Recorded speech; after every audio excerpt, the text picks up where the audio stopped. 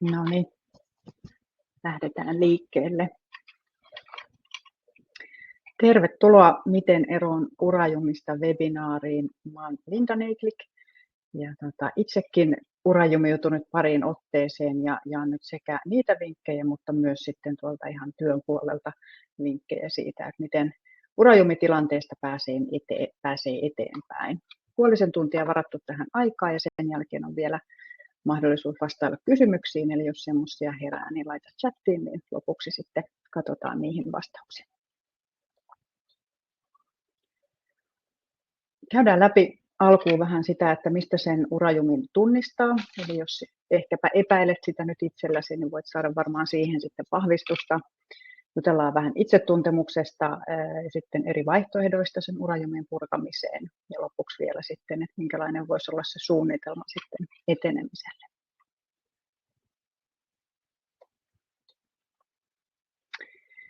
Jos MPS tai LifeWorks jompikumpi on sulle vielä uustuttavuus, niin ihan lyhyesti meistä. Eli MPS on tehnyt Suomessa henkilöarviointia ja rekrytointia pian 50 vuotta ja myös uravalmennukset on ollut osa tätä pakettia pitkään. Ja LifeWorks on sitten MPS:n tytäryhtiö ja on nyt tarjonnut jo reilut 5 vuotta uravalmennuksia. Ja yhdessä tarjotaan erilaisia palveluita ja webinaareja sitten työelämän eri tarpeisiin. Niin kiva, että olet löytänyt tänne meidän webinaariin.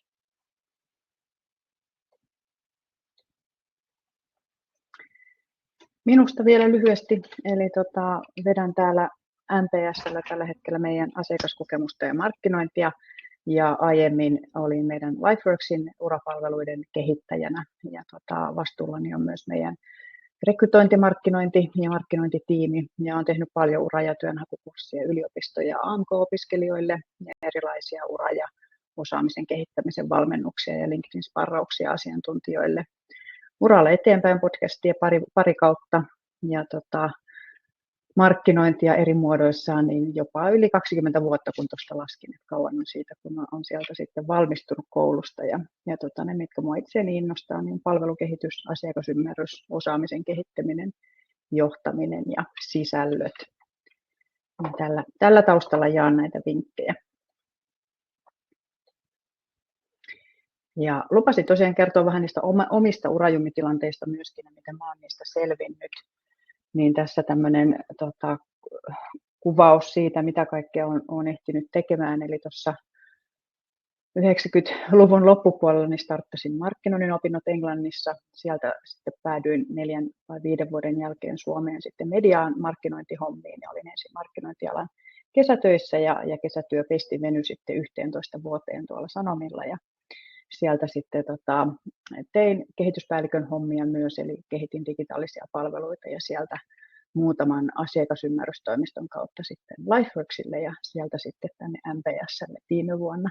Eli tämmöisellä taustalla, mutta mä kerron vielä lopuksi sitten, että miten mä niistä urajumitilanteista pääsin, että mulla niitä ainakin 4 on mahtunut tänne omalle uralle semmoisia tilanteita, joista en ole meinannut päästä eteenpäin, joissa on ollut ihan selkeä jumi ja tarve tehdä jotain muuta kuin mitä ne työt sillä hetkellä siinä tilanteessa oli.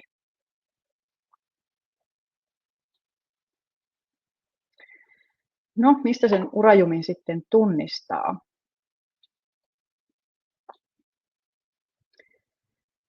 Urajumi tarkoittaa tilannetta, jossa ihminen on pitkään ollut tyytymätön työhönsä. Syystä tai toisesta hän ei kuitenkaan näe ulospääsyä. Työterveyslaitos on tätä ihan tutkinutkin urajumia tässä viime vuosina ja tämä on suoraan sieltä heidän tutkimusmateriaaleista ja yhteenvedosta löytynyt. Ja sitten jos mä mietin, että miten meidän asiakkaat kuvaa sitä, niin siellä on tämmöiset teemat usein toistuu. Eli voi tuntua, että se urasuunta on ihan hukassa, että ei yhtään tiedä, mitä haluaisi seuraavaksi tehdä. Tai sitten se voi johtua siitä, että työpaikalla on tullut jotain muutoksia, että on ollut organisaatiomuutos tai esihenkilö on vaihtunut tai on tullut yritysostoja tai jotain semmoista, joka nyt ei vaan sovi itselle. Ja pois olisi päästävä, mutta ei oikein tiedä, että mihin suuntaan tai miten se onnistuisi. Sitten voi myös olla, että työ on liian stressaavaa tai se ei sovi niin kuin työtä ja muuta elämää ei pysty yhdistämään. Että se johtuu siitä se niin kuin huono tilanne. Tai sitten, että nykyinen työ ei vaan motivoi. Eli jos on vaikka tosi pitkään tehnyt samaa työtä, niin tuntuu, että siitä ei enää oikein saa mitään irti. Voi myös olla, että se työ ei ole tarpeeksi haastavaa, eli kaipaa selkeästi haastavampia tehtäviä ja sen takia on sitten jumiutunut. Tai sitten voi olla, että työnantajan arvot ei vastaa omia. Ja sitten tietenkin yksi tilanne on se, että on vaikka yrittänyt hakea töitä jo vähän pidempään, mutta se ei vaan niin kuin tuota tulosta, eli siitä syystä on sitten jumissa siinä vanhassa tehtävässä eikä pääse siitä eteenpäin. Syitä on monia ja erilaisia, mutta en tiedä, ehkä tunnistat täältä jonkun, joka saattaa resonoida siihen nyt omaan tilanteeseesi. Ja voit toki tuonne kirjoittaa myöskin sitten chattiin, että mikä se on se oma tilanne, että mistä se urajumi tällä hetkellä johtuu, että oletko tunnistanut tavallaan ne syyt, että mikä siellä on taustalla.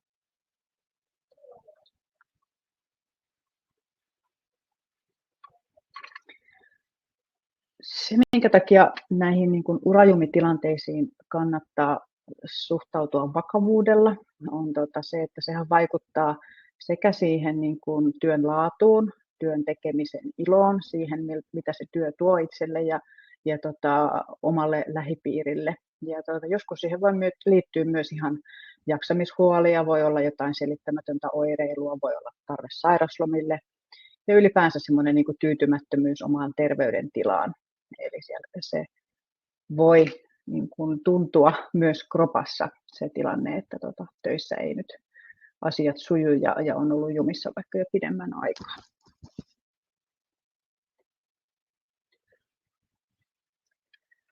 Ja tämän takia tätä ei kannata sivuuttaa, että varsinkin jos jatkuu tosi pitkään, niin ei kukaan varmasti sitä terveyttään halua menettää tämmöisen urajumitilanteen takia. Et sen takia siihen kannattaa mahdollisimman ajoissa sitten lähteä miettimään erilaisia ratkaisuja ja kohta päästäänkin niihin. Mutta sitten vielä yksi hyvä puoli, minkä voi miettiä sillä, että kun lähtee sitä ratkaisua hakemaan, niin siitä on todennäköisesti hyötyä myös omalle lähipiirille. Että jos on tapana vaikka sitä omaa huonoa oloa tai jumitilannetta purkaa kotona puolisolle tai ystäville sinne lähipiirille, niin silloin se vähän niin kuin kaatuu myös heidän niskaan se oma huono olo. Eli sitten kun lähtee sitä urajumia purkamaan ja löytää jotain itselleen paremmin sopivaa, niin se todennäköisesti vaikuttaa mukavasti ja suotuisasti myös niihin niin kuin, ystäviin ja lähipiiriin. Eli siinäkin mielessä silloin niin kuin kerrannaisvaikutuksia tosi paljon.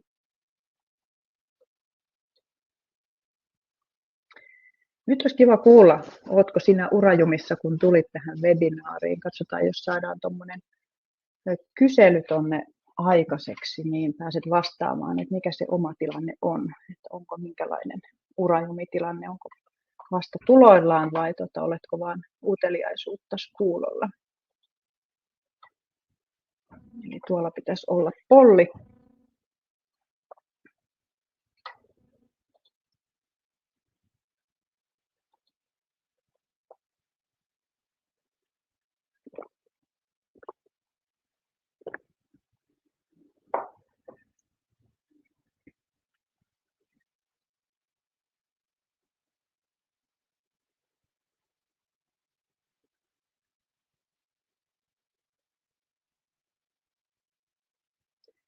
No niin, näyttää siltä, että 73% on urajumissa, 5% ehkä ja 25% en vielä. Tällä hetkellä vähän vielä prosentit siellä vaihtuu. Mutta suurin osa on. No, sitten päästään kohta tuomaan niitä ratkaisuja. Mutta teille, jotka ette ehkä vielä ole tai pohdit, että ootkohan urajumissa, niin kannattaa ottaa nämä vinkit talteen, koska urajumi tosiaan voi tulla eteen ihan missä tahansa vaiheessa omaa uraa. Et se ei niin kuin katso ikää tai työtehtävää tai sukupuolta tai uran pituutta tai mitään. Eli se voi olla edessä missä kohdin vaan, jolloin on hyvä sitten siinä vaiheessa olla jo niitä keinoja siellä takataskussa. Et sit jos se tilanne osuu omalle kohdalle, niin osaa sitten siitä myös luovia eteenpäin.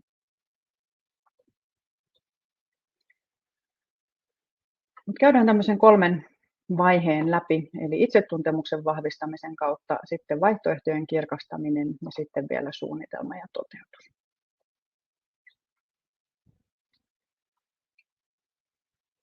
se, mistä se urajumi johtuu, niin sitä kannattaa vähän pureskella aluksi ja miettiä, että no mikä se on se syy tässä taustalla, että johtuuko se minusta vai johtuuko se tästä organisaatiosta vai johtuuko se mun motiiveista vai arvoista vai mistä se johtuu, koska sen kautta on sitten mahdollisuus lähteä niin kuin ratkomaan tavallaan oikeaa ongelmaa.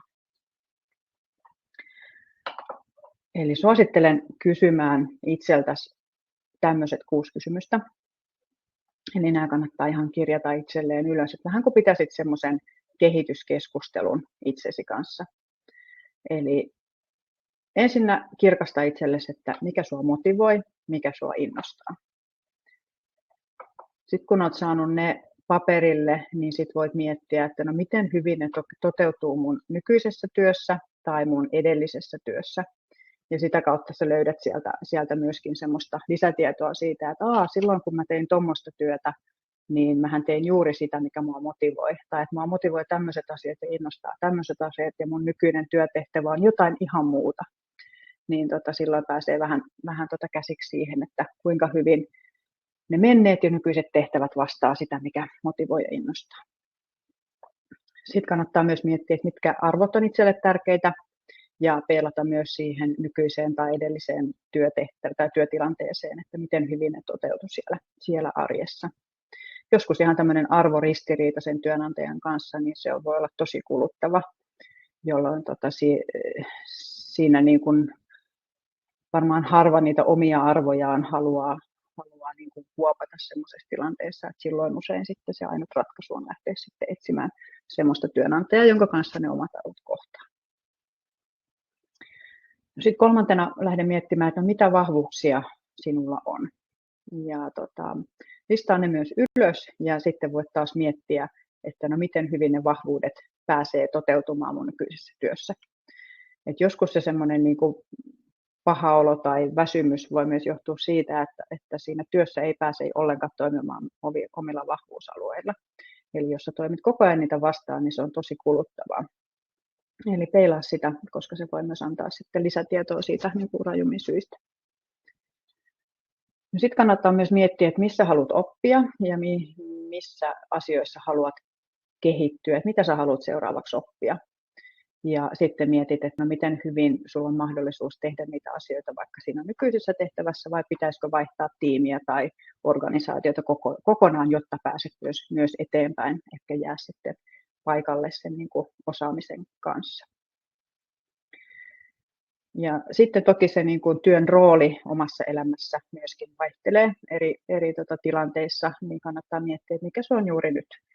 Että pystynkö antamaan itsestäni vähän pidempiä päiviä tällä hetkellä ja joustamaan enemmän sinne työnantajan suuntaan vai tarvitsetko nimenomaan nyt semmoisen niin kuin 8-4, jossa sä voit 4 tiputtaa työasiat ja siirtyä sitten muihin hommiin, että mikä se on se tilanne ja mitä mahdollisuuksia nykytyössä on siihen, että se vastaa niitä omia tarpeita vai täytyykö tämän elämäntilanteen vuoksi sitten lähteä miettimään jotain muuta. Ja sitten mietin myöskin, että mikä on ylipäänsä tärkeää ja merkityksellistä työelämässä, minkälaiset työkaverit, minkälainen tiimi, minkälainen organisaatio, minkälainen esihenkilö ja sitten taas mietit, että no miten hyvin ne toteutuu tällä hetkellä, että näiden kysymysten kautta sulle alkaa vähän niin kuin muodostumaan semmoinen vähän niin kuin kriteerejä tai toivellista asioita, joita sä toivoisit, että sun työelämässä tai sun työtehtävässä olisi, ja sitten voit lähteä sen kanssa sitten navigoimaan sitä seuraavaa suuntaa. Meillä on LifeWorksilla tämmöinen uralla eteenpäin valmennus, jossa on 3 tapaamista uravalmentajan kanssa, niin se alkaa usein näillä teemoilla, eli siinä tehdään sitten tämmöisiä itsetuntemuksen vahvistamistehtäviä, työkäyttäytymistestejä, ja niiden avulla sitten pääsee kirkastamaan ne omat motiivit ja vahvuudet, ja se auttaa sitten miettimään niitä seuraavia askelia sitten niistä käsin. Vahvuuksista vielä, tämä on yksi mun lempiaihe, ja halusin vielä niin kuin korostaa sen merkitystä, ja toivon, että jokainen teistä nyt miettii ne omat vahvuudet, koska niistä on tosi paljon hyötyä omalla uralla. Eli se, että hyödyntää vahvuuksia omassa työssään, niin sen kautta oppii nopeammin, kuormittuu ja stressaa vähemmän, pääsee loistamaan, pääsee useammin flow-tilaan, Ja sitten ylipäänsä tunnistaa, että no missä mä oon hyvä ja millaisessa ympäristössä viihdyn, kun oppii tuntemaan ne omat vahvuusalueet. Vahvuusalueet siis. No mitäs ne vahvuudet sitten vielä niin kun hyödyttää sitä organisaatiota ja työnantajaa, niin niillä on myös paljon etuja ja hyötyjä työnantajalle siinä, että löydetään semmoinen tehtävä ja henkilö, jotka parhaiten sopii yhteen. Eli työntekijät, jotka käyttävät vahvuuksiaan päivittäin, niin heillä on vahvuustutkija Marcus Buckinghamin mukaan niin 38% korkeampi tuottavuus, 44% korkeammat asiakastyytyväisyysluvut ja 50% todennäköisemmin ovat sitoutuneita siihen työnantajaan. Eli se hyödyttää ei vain sinua itseäsi, vaan myös sitä työnantajaa, niin sen takia ne vahvuudet kannattaa olla kirkkaana itsellään mielessä.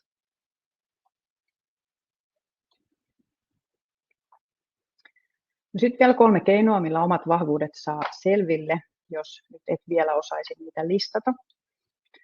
Niin yksi tapa on se, että kysyt läheisiltä, kollegalta, esihenkilöltä, ystäviltä, puolisolta, lapsilta. Eli lähdetkin kyselemään heiltä, että mitä mun vahvuudet sun mielestä on. Ja kannattaa kysyä myös, että no miten ne näkyy käytännössä, että anna joku esimerkki, että miten mä oon toiminut mun vahvuusalueella. Ja sitten kirjaa ne johonkin vetää itselleen yhteen, niin siitä tulee semmoinen hyvä lista, jota voi sitten myös aina välillä, jos on huono päivä, niin käydä kurkkaamassa. Toinen tapa on se, että listaat asiat, jotka sujuu sulta helposti. Eli mietit, että aina kun mä suunnittelen jotain tai aina kun mä excelöin tai budjetoin jotain, niin ne sujuu mut helposti ja mä tykkään niitä tehdä. No sitten todennäköisesti silloin sä oot toiminut vahvuusalueella, eli sitten voit miettiä, että no mitäköhän siellä taustalla on. Että no mä oon varmaan aika suunnitelmallinen ja järjestelmällinen, niin mä tykkään käyttää eri ohjelmia vai mikä siellä sitten onkaan, niin lähde sitä miettimään. Sitten me ollaan myös tehty tämmöinen vahvuusbarometri, eli sen avulla myös omat vahvuudet saa selville ja nimenomaan toisten kertomana. Mä kerron siitä vähän vielä lisää. Eli meillä on tämmöinen kyselytyökalu, jossa ensin pääsee arvioimaan itse omat tyypilliset toimintatavat. Eli täällä mennään vaan niin kuin positiivisilla asioilla, eli täällä ei tavallaan haeta mitään heikkouksia, vaan nimenomaan haetaan niitä vahvuuksia. Eli ensin arvioidaan itse ja sitten lähetetään se tuttaville, ystäville, kollegoille ja he tekevät saman arvion. Ja sitten tästä saa semmoisen vahvuusraportin itsestään ja sen avulla sitten pääsee näkemään, että tämmöiset vahvuudet muut minussa näkee ja sitten myöskin näkee, että onko ne jotenkin erilaisia kuin ne itse tunnistaa. Ja tämä on taas hyvä semmoinen niin kuin kartta sitten itselle, kun miettii, että että tämmöisiä nämä on mun vahvuudet ja sitten nämä mun työtehtävät on tällä hetkellä tämmöisiä, että miten nämä nyt kohtaa. Sieltä voi huomata, että siellä ei välttämättä olekaan riittävästi tilaisuutta käyttää niitä omia vahvuuksia. Joskus se voi olla se syy siihen niin kuin tyytymättömyyteen töissä.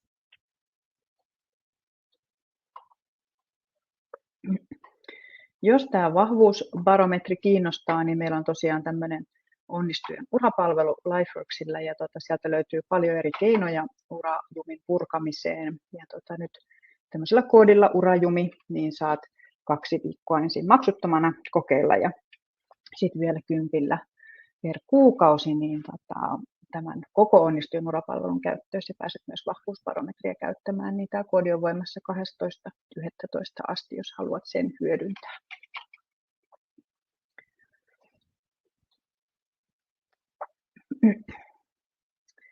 No sitten vielä vähän vaihtoehtoja urajumin purkamiseen.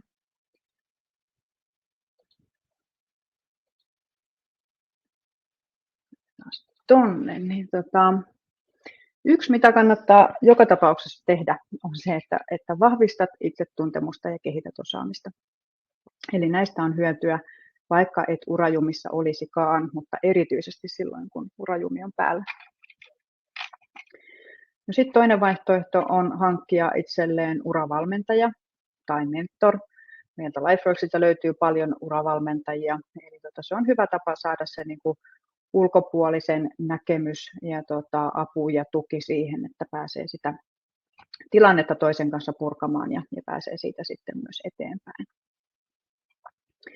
Jos haluat toimia ihan yksin, niin yksi tapa, jota mäkin olen joskus käyttänyt, on se, että tekee 3 vaihtoehtoista uravisiota itselleen ja sitten tekee jokaiseen suunnitelman, että ok, mun visio nyt voisi olla vaikka mennä johonkin startuppiin jollekin tietylle alalle ja sitten mä mietin, että mitä se vaatii, että mun pitäisi ehkä kehittää jotain tiettyä osaamista, jotta mä pääsisin sinne ja sille alalle ja mun pitäisi kasvattaa mun verkostoja siellä ja ehkä hankkia jotain lisäkoulutusta. Eli tavallaan sitten ihan konkreettinen suunnitelma siitä, että mitä se vaatii, että mä pääsisin kohti mun visiota. Eli vaikka 3 vaihtoehtoista ja niiden kanssa sitten aikataulut ja eteenpäin.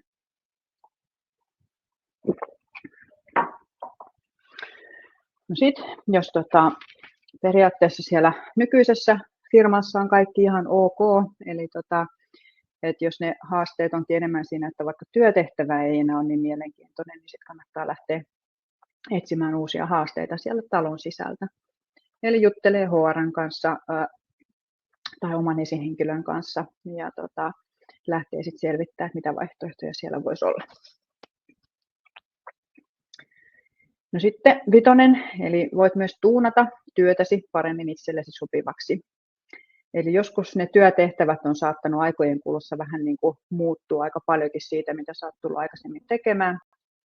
Tai sitten oma osaaminen on kehittynyt niin, että haluaisikin tehdä vähän toisenlaisia asioita kuin silloin, kun siihen tehtävään on tullut. Niin kannattaa rohkeasti lähteä miettimään, että mitä mä voin muuttaa ja tuunata tässä omassa työssä. Että yleensä itse pystyy todella paljon tekemään muutoksia siihen niin kuin arkeen, niin se voi jo korjata sitä tilannetta paremmaksi. Tai sitten, jos siellä on joku arvoristiriita tai muu taustalla, niin sitten tietenkin se, että lähdet etsimään semmoista niin kuin oikeasti merkityksellistä työtä, joka vastaa omia arvoja. Ja jos tähän urajumitilanteeseen liittyy myös semmoista niin kuin jaksamishuolta tai työkykyhuolta, niin sitten tietenkin ensin työterveyteen ja sitten kun on voimavarat kunnossa, niin sitten lähtee vasta miettimään sit näitä muita ratkaisuja, niin siinä se voi olla myös yksi tapa. Mutta kannattaa tosiaan ensin pohtia, että mistä se urajumi johtuu, että mitä siellä on nyt taustalla, että onko se organisaatio, onko se oma motivaatio, onko se, että vahvuudet ei kohtaa, arvot ei kohtaa, mistä se johtuu. Ja sitten miettiä siihen se niin sopivin ratkaisu.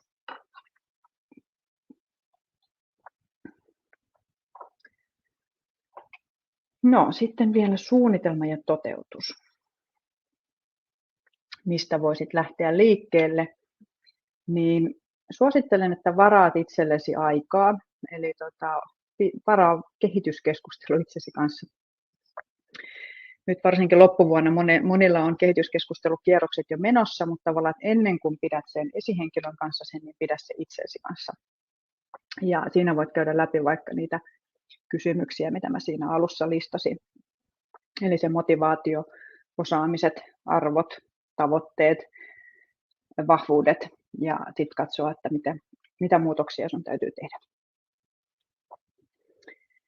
Ja sitten voit miettiä sitä, että haluatko edetä yksin, voitko semmoinen henkilö, joka ei halua apua keltä, niin haluaa yksin ratkoa kaikki ongelmat,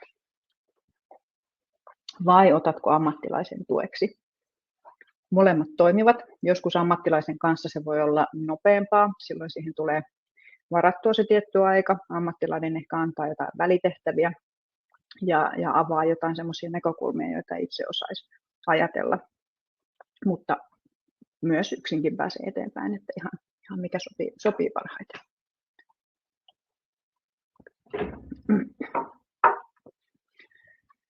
Ja sitten aseta tavoite, joku konkreettinen tavoite. Eli se tavoite voi olla ensivaiheessa vaikka se, että haluan tietää, mitä haluan tehdä seuraavaksi. Eli vaan se, että sä tiedostat, että mihin suuntaan haluat mennä. Ja sitten suunnitelma sen jälkeen, että no ok, miten se sitten tapahtuu. Ja sitten 5, tämä osaamisen kehittäminen, niin sitä kannattaa kyllä tehdä ihan jatkuvasti, koska sitä kautta saa paljon uusia mahdollisuuksia, uusia polkuja. Eli mitä enemmän osaamista on, sitä enemmän on niin kuin vaihtoehtoja. Anteeksi. 2 kertaa onnistuin menemään uusiin tehtäviin samassa organisaatiossa. Eli silloin se oli se mun ratkaisu. Ja anteeksi vielä hetki. Noniin. Ja 2 kertaa uravalmentajana mulla löysin uuden työn. Eli molempia olen kokeillut ja molemmat on toiminut. Ja toki on niin kuin tehnyt sitä jatkuvaa työn tuunausta ja osaamisen aktiivista kehittämistä siinä rinnalla, että ilman näitä niin ei olisi välttämättä kumpikaan ollut mahdollista. Eli kehitä osaamista, tuunaa nykyistä työtä ja hankin valmentaja avuksi, jos tuntuu siltä, että yksin on vähän tylsää tai vaikeaa lähteä eteenpäin. Ja pohdin myös siellä nykyisessä organisaatiossa, jos siellä voisi olla vielä jotain mahdollisuuksia vaikka toisessa tiimissä tai toisessa yksikössä.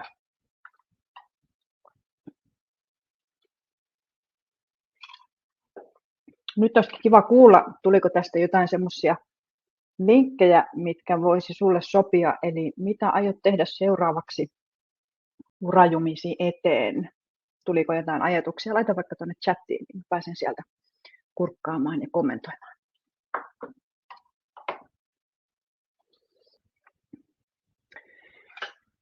Paljonko kehitit osaamistasi työaikana, sait luvan ja aikaa siihen ja paljonko vapaa-ajalla? No sekä että olen tehnyt enimmäkseen työajalla. Vapaa-ajalla, kun on perhettä ja lapsia ja harrastuksia ja muita, niin sieltä on ollut ihan vaikeasta aikaa löytää. Että kyllä mä olen sitä ihan työajalla tehnyt, enkä mä ole siihen hirveästi lupia kyllä kysellyt, että ihan vaan myös se, että lähtee mukaan projekteihin ja ottaa uusia vastuita, niin se on aika hyvä tapa saada uutta osaamista. Siellä tuli yksi askel, että voisin ottaa uudestaan yhteyttä uravalmentajan, jonka kanssa olin aikaisemmin yhteyksissä. Kiva kuulla, eli kannattaa jatkaa, jos on jo aikaisemmin päässyt alkuun. Hyvä. No mutta toivottavasti sinne jäi muhimman ajatuksia, vaikka et nyt niitä tähän chattiin kaikkea kirjoitakaan, mutta tiedät, että mitä urajumitilanteessa voi tehdä, että vaihtoehtoja on tosi monia, mutta tunnista ensin se syy, eli mistä sä luulet, että se johtuu, että lähdet sitten ratkaisemaan tavallaan oikeaa ongelmaa.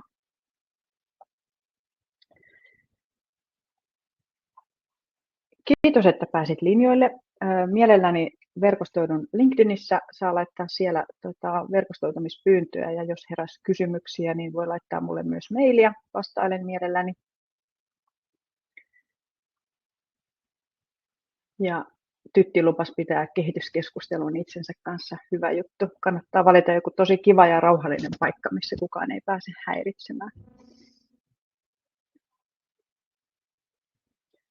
Hyvä. Hei, kiitos vielä. Anteeksi yskän puskasta, mutta selvittiin loppuun asti. Onnea urajumien purkamisen kanssa. Jos voidaan mitenkään olla avuksi, niin laittakaa tänne meille päin viestiä, niin ilolla autetaan. Kiitos ja moikka.